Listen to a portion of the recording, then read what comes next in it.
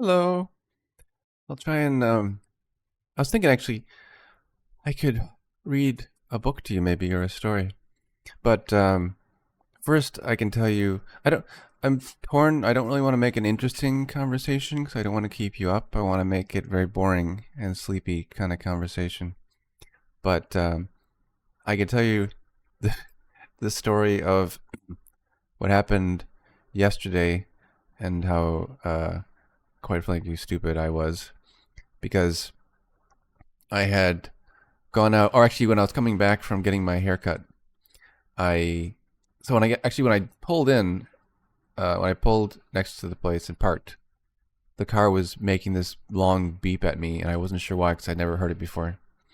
But I just kind of ignored it because I needed to get to the to get my haircut. And then when I got back, it was dark, and I could see the lights on my car were on. And so I got in, and thankfully it still started because it had only been maybe like an hour and a half since I had left it parked. But I couldn't get the lights to turn off. And like I tried, there's like a little dial that adjusts the lights on the interior of the car, and I moved that around and everything, and I could like set the lights to be brights, but or normal. But when the car was off, the lights were always on, and I couldn't figure out how to turn off. Like I was looking everywhere, and I couldn't figure it out. And so then I drove home, and I looked up like how to what I could do, and one of the things you could do is you can pull the fuses out for the lights. And so I it took me a while to find the fuses, and then I didn't have any to pull them out. I also had just gotten a bunch of food for dinner, and it was just getting cold in my car, so I did. And Lily was with me, so I had to bring all them up. Like I bring the food up and Lily and everything, and then come back down, look around for the fuses. I found where the fuses are, but I couldn't get them out because I didn't have a needle nose pliers. Then I go back up to my apartment, and this is like every time I go back up to my apartment, it's like 25 stairs to get up there one way. So every time I go up and down, it's like 50 stairs that I got to do. And so I come back out of my apartment, I get pliers, I come back down, but it's not needle nose pliers, and so it's too big. I can't get the fuses out. So I got to go back up to my apartment to look for something else. I bring down like a spatula kind of thing, not a spatula, but a little tweezer. What's the word? Like the ones used for like a grill. Tongs, like tongs. So I bring them down. They don't work. I go all the way back up, and then I get some tweezers, and I bring those all the way down, and that works. But the fuses that I pull out, it's not turning the lights off. I got the main lights to turn off, but the little secondary lights on the headlights won't turn off. And so then I have to go to, basically at that point I had to pull the negative terminal off the battery, and that does it. That'll shut the light. That shut the lights off. But obviously I needed to get it fixed. So this was on Wednesday. No, this was yesterday, Thursday. And then so I set up an appointment to go to the dealer to get them to look at it. And I at like noon. So I tell my work that I need to go, and I drive. I drive all the way there, which is just like a 15-minute drive. But I drive all the way there, and then I'm in line waiting, and I'm just sitting there because it took a while for them to get anybody to me. And so I was just waiting for them to have the guy come out, and then I could get the car sorted out.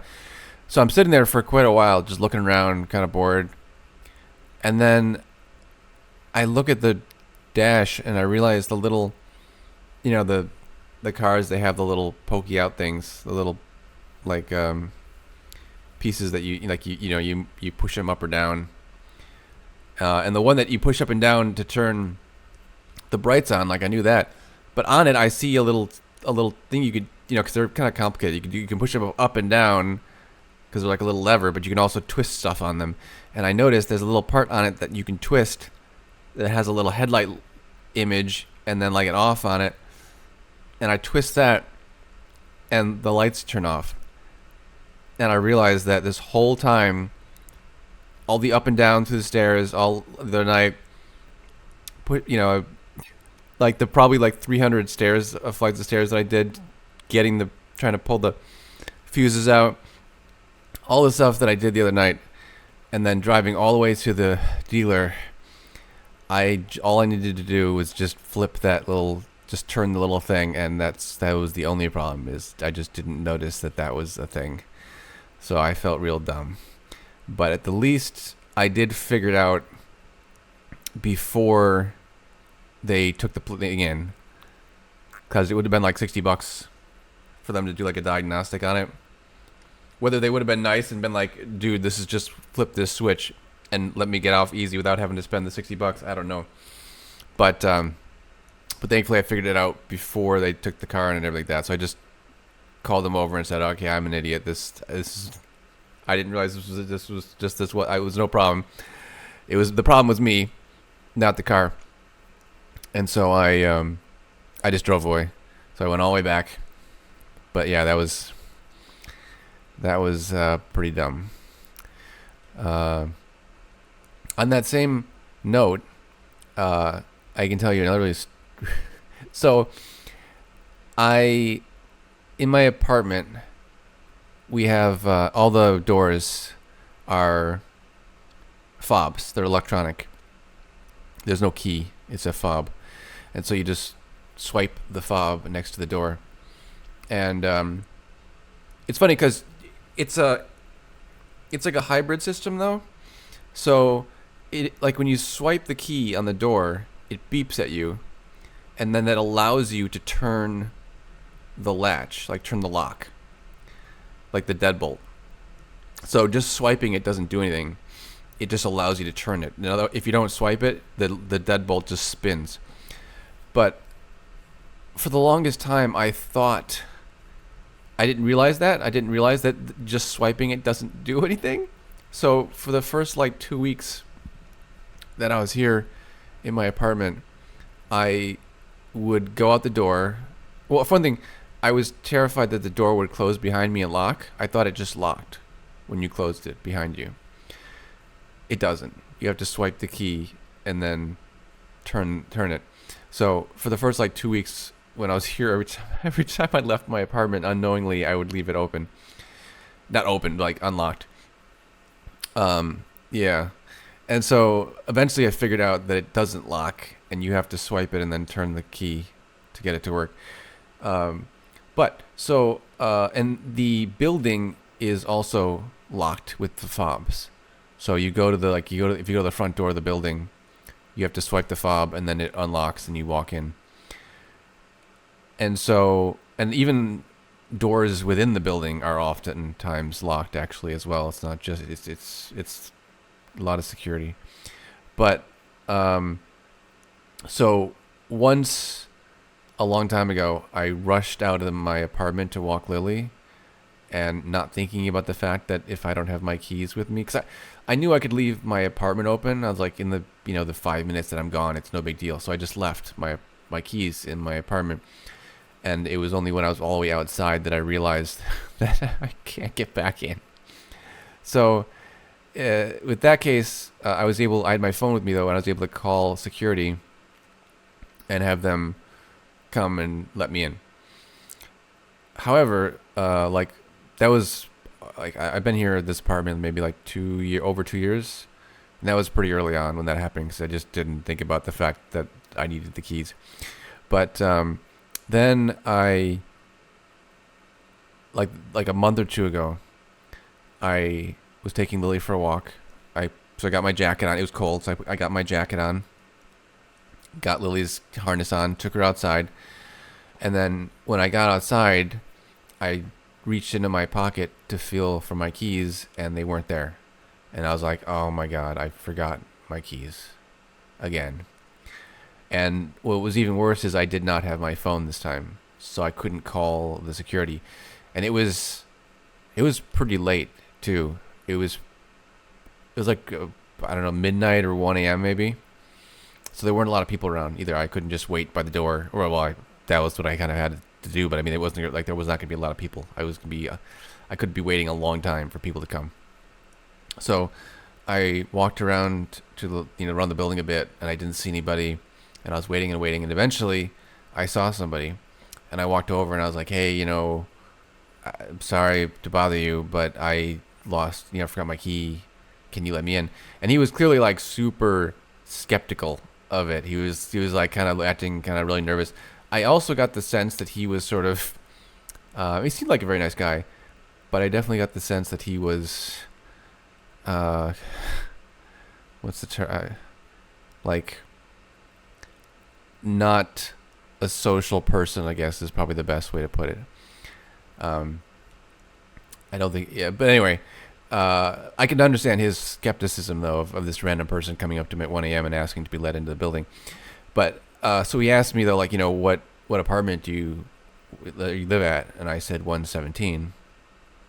And then he eventually, agreed, and we walked over, and he let me in. And so I go up to the second floor. Technically, this is the first floor. Well, it's weird. The second floor of my building is considered the first floor. It's the first floor that has apartments on it. But anyway, so I go up to the second floor, and the first problem that I realize is I realize that I look on the wall and it says like here's the range of apartment numbers, and I realized that I told them the wrong apartment, and my apartment is actually 171 and not 117. I don't know. I was just, for some reason, I said the wrong number. I just flipped the last two numbers. So I was like, oh shit. Well, okay. He still believed it, and well, he believed it because I believed it. I wasn't lying to him. But I was just incorrect. But so then I'm like, well, shit. That's unfortunate, but it worked out, I guess. And then I walk to my apartment, and I try and open the door, and like I said, the door doesn't lock unless you have the key, like the fob. And the apartment was locked, and that's when I started really like flipping out, like freaking out, because I was like, wait a second, because the apartment should have been unlocked. If I left the keys in the apartment, you can't lock the apartment without having the keys. So then I'm like, oh shit. The apartment is locked. That means I had the keys on me at some point. Where the feck are my keys now? And so I'm really starting to think like, oh shit, did I like drop them somewhere? This could be real bad. Like if I don't have my keys and I don't have my phone, I can't get into my apartment. I don't have my keys. I don't even have anything on me that I think I did have my wallet, so I could at least show like I had an ID of like to show who I was. But I was like, this could be all night sleeping in front of my door kind of I didn't know what I was going to do, so I was really freaking out. And I checked my pockets again, and said nope, they're not in there. But I've been checking my pants pockets, so then I have my jacket on, which I never put my keys in my jacket. I have an asterisk there on that never, because in this case I had put my keys in my jacket pocket this whole time. So I went through this whole rigmarole, because I sat outside waiting for that guy for quite a while. And it was like really late. I was trying to get to bed, and it was really late. And I sat outside trying to find this guy who finally let me in. Went through the whole mess, told him the wrong number, and the whole time I had my keys in my jacket pocket. I felt so freaking stupid. So yeah, there's my two really stupid stories about really dumb stuff that I've done recently. I don't want to make this video or this audio 20 hours long if I try to go over all the dumb stuff that I've done. But I hope by this point you are sleeping, lulled to sleep by my stupid stories. But yeah, that's the one today where I realized that the car, I didn't need to get the car, and that was I felt pretty dumb. But I laugh off that kind of stuff.